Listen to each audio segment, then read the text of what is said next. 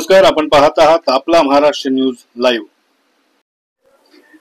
नमस्कार, मी संजय डुबल। अद्वैत थिएटर्स निर्मित सध्या व्यावसायिक रंगभूमीवर एक नाटक सुरू आहे, विषामृत। राहुल भंडारी यांनी या नाटकाची निर्मिती केली आहे। सध्याच्या युवा पिढीचं आधुनिक विचारसरणी जोपासणाऱ्या सुशिक्षित जोडप्यांची ही कथा घनश्याम राहळकर यांनी याचं लेखन केलं आहे। या नाटकाचे दिग्दर्शक आहेत विजय केंकरे सर। अतिशय सुंदर दिग्दर्शन यांनी केलं आहे। या नाटकातील तांत्रिक बाजू सांभाळणारे तसेच सर्वच कलाकारांनी अतिशय उत्तम असं काम केलं आहे। विषामृत या नाटकातील अभिनेत्री हास्यजत्रा फेम प्रियदर्शनी इंदलकर आणि या नाटकाचे दिग्दर्शक विजय केंकरे सर आपल्या सोबत आहेत।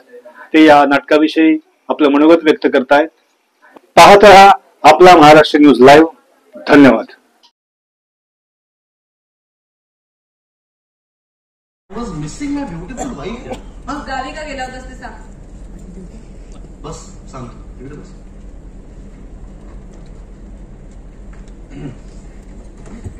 मी गावी गेलो होतो। मी होतो ना गावी गेलो ना, होतो गावी मी होतो। चला चला गाडी पुढे सोडा। अमृत, मी आपलं गावाचं घर गहाण टाकून त्याच्यावर कर्ज काढलं। आपली आणि काकांची जमीन ही पण गहाण ठेवून त्याच्यावर कर्ज काढलंय आणि आपल्या सगळ्या एफडीज मी मोडले। हे सगळे पैसे मी स्टार्टअप साठी इन्व्हेस्ट केले। So it's an investment. तुला कळतंय तू काय केलंस? ऑब्व्हियसली विश आपले हप्ते चालू आहेत। तू नोकरी सोडून बसलायस, तू विसरलायस का हे? मला माहिती उद्या जर तुला काही झालं तर माझ्या नोकरीत काय होणार आहे? आपण काय करायचं? मला काय होणार आहे अमृत? प्लीज। छान छान गिफ्ट दिलेस। विश, परवा बाबांनी गावाला, ऐक ना, परवा बाबांनी गावाला बिल वाचलं। मी शॉकच झाले।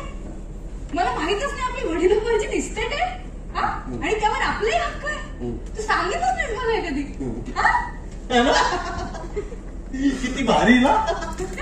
मी पण एकदम आश्चर्यचकित झालो माहितीये की तू आतापर्यंत हा विषय कसा नाही काढलास। आता निघालाच आहे विषय, तर काय हरकत आहे? आपण आपला हक्क का सोडायचा? कारण मी इंटरेस्टेड नाहीये त्यात आणि बाबांनी काकांना सांगितले आम्ही हक्क सोडतो। बाबांनी सांगितलंय ना तसं? तो घ्यायला फैसला नाही, इथे अरे मला काम करू दे। फॉर द लास्ट टाइम मला कळलं बाबांचं काय म्हणणं आहे। माझं काय म्हणणं आहे, आपण आपला हक्क का सोडायचा?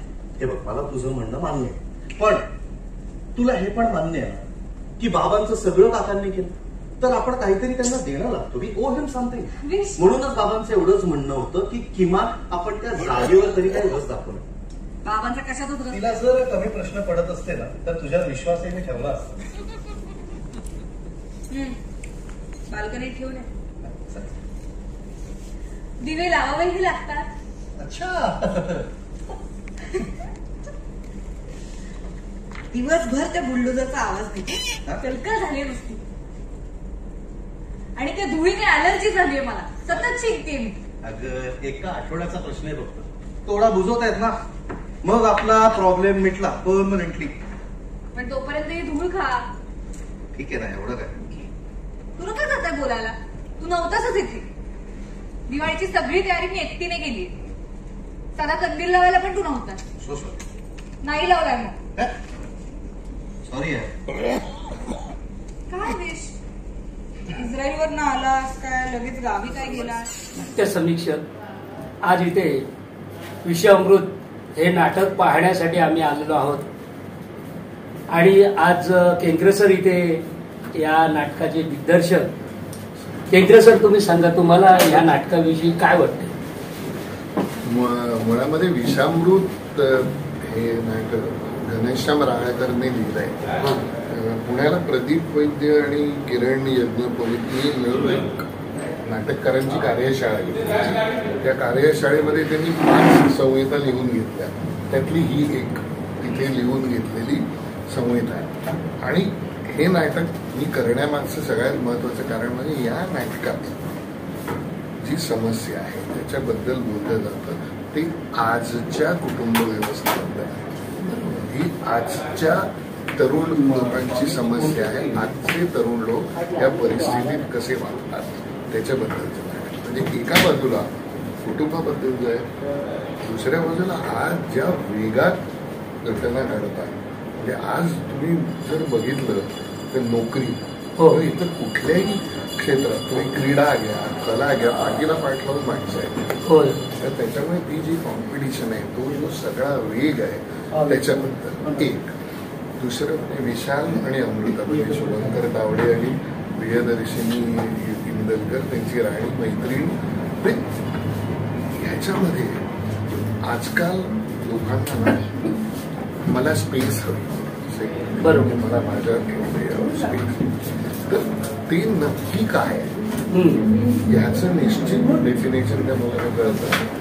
किंवा आपली जी काही कृती आहे त्या कृतीचे जे काही परिणाम होत आहेत ते परिणाम ते अँटिसिपेट करतायत का, की त्यांना ह्या गोष्टी आजकालच्या घडत आहेत तर ते वाहवत जात आहे का. म्हणजे उदाहरण आता ओपन मॅरेज आलं तर ती एक संकल्पना. तर या तरुण मुलांना अस्वस्थता आहे, पण लग्न म्हणजे तो रजिस्ट्रेशनचा कागद नाही याची जाणीव आली आहे. बरोबर. त्यामुळे कधी कधी ते सरकतात, कधी कधी त्यांचे निर्णय चुकतात, पण ही जाणीव येऊन ते आजच्या काळातल्या कुटुंबाबद्दलचं नाटक आहे. आणि ते घनश्याम राळेकरांचा लेखक त्यांनी ते आजच्या सेन्सिबिलिटीने लिहिलं आहे. आणि खरं तर मला ते करायला मजा आली कारण हे माझ्या 2 जनरेशन पुढचे लोक आहेत. त्यामुळे त्यांचे विचार समजून घेऊन या प्रकारचं नाटक करायचं, पुन्हा ते कुटुंब उभं करायचं, हे करायला फार मजा आली. तर माझ्या दृष्टीने आजच्या काळात महत्वाचं लिहिलेलं नाटक आहे. त्याच्यातला विषय महत्वाचा आहे आणि त्याकरता हे नाटक होणं गरजेचं होतं. आणि राहुल भंडारे सारखा प्रोड्युसर उभा राहिला ते केलं. छान. तुमचं जे मनोगत आहे तुम्ही अगदी स्टोरीज सांगितल्यासारखं व्यक्त केलं तुम्ही. आणि सांगायचं म्हणजे तुमचं दिग्दर्शन मला तर खूप आवडतं. मी तुम्हाला एकदा म्हणालो होतो की एक नाटक आहे करायचं, परंतु ते जमलं नाही आपल्याला. तर सांगायचं तात्पर्य म्हणजे तुमच्या ह्या नाटकाला आमच्या शुभेच्छा चॅनलतर्फे. आणि दुसरी गोष्ट म्हणजे की कितवं नाटक आहे तुमचं दिग्दर्शनाचं? 109. अरे वा, छान छान. अनेक नाटकं व्हावं आणि तुमचे हजारो दिग्दर्शन नाटकाचे व्हावं असे तुम्हाला शुभेच्छा. प्रियदर्शनी ह्या नाटकामध्ये छान काम करतेस. आम्ही पूर्ण नाटक पाहिलं, खूप वेगळ्या पद्धतीचं आहे तुझं. त्या हास्य जत्रेमध्ये पण वेगवेगळ्या पद्धतीचे अभिनय पाहिलेले आहेत. खूप इथे वेगळ्या पद्धतीने तू वावरतेस, वेगळ्या पद्धतीने काम करतेस.